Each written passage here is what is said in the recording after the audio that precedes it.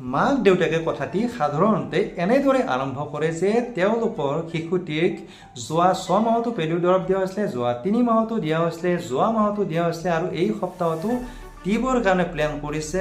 কাৰণটো হ'ল যে তেওঁলোকৰ শিশুটিয়ে ৰাতি দাঁত কিৰকিৰাই থাকে, যে তেওঁলোকে এনেকুৱা ধৰণৰ প্ৰশ্ন কৰে যে আমাৰ শিশুটিৰ পেলুৰ সমস্যা কিয় এতিয়াও সমাধান হোৱা নাই যে ৰাতি শিশুটিয়ে বাৰে বাৰে দাঁত কিৰকিৰাই থাকে। ইয়াৰ উত্তৰটো হৈছে এনেকুৱা ধৰণৰ যে শিশুৰ দাঁত কিৰকিৰাই থকা আৰু পেলুৰ সমস্যাৰ মাজৰ কোনো কানেকশ্যন নাই, কোনো সম্বন্ধ আচলতে নাই।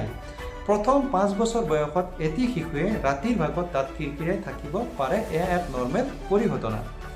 দ্বিতীয় কথা যে ইয়াৰ কাৰণ মূলতঃ হৈছে ডে টাইম এংজাইটি, অৰ্থাৎ দিনৰ ভাগৰ ভয় লগা বা দুখ লগা এনেকুৱা পৰিঘটনাই কেতিয়াও ভাৰাক্ৰান্ত কৰিলে দাঁত কিৰকিৰাই থাকিব পাৰে। সেই সময়ত সেইটো কাৰণতে আচলতে আমি ৰাতি শিশুৰ সময়ত যেতিয়া টোপনিৰ সময় হ'ব সেইখিনি সময় আমি ৰিলেক্স কৰি দিব লাগে।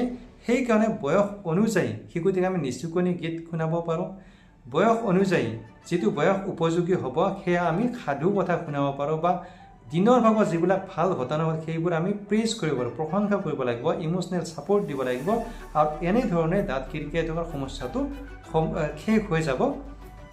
এতিয়া দ্বিতীয় কথাটো হ'ল যে যদি বয়সটো 5 বছৰতকৈ বেছি হৈ গৈছে তেনেধৰণৰ ক্ষেত্ৰত আমাক অন্যান্য হয়তো পৰীক্ষা পাতিৰ প্ৰয়োজন হ'ব, এজন শিশু ডক্টৰৰ ওচৰলৈ যোৱাৰ আপোনালোকৰ প্ৰয়োজন আছে।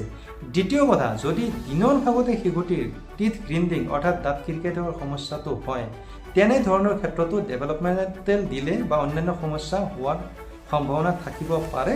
তেনে ক্ষেত্ৰত আপোনালোকে আপোনাৰ ডক্টৰৰ লগত ভালদৰে কথাটি আলোচনা কৰক। কিন্তু ৰাতিৰ ভাগত এটি শিশু যাৰ বয়স 1 পৰা 5 বছৰ দাঁত কিৰকিৰাই থাকে সেয়া কোনো ভয়ানক কথা নহয়, কোনো ভয় খাব লগা কথা নহয়, এক নৰ্মেল পৰিঘটনা হয় আৰু ইয়াৰ পেলুৰ সমস্যাৰ লগত কোনো কানেকশ্যন নাই।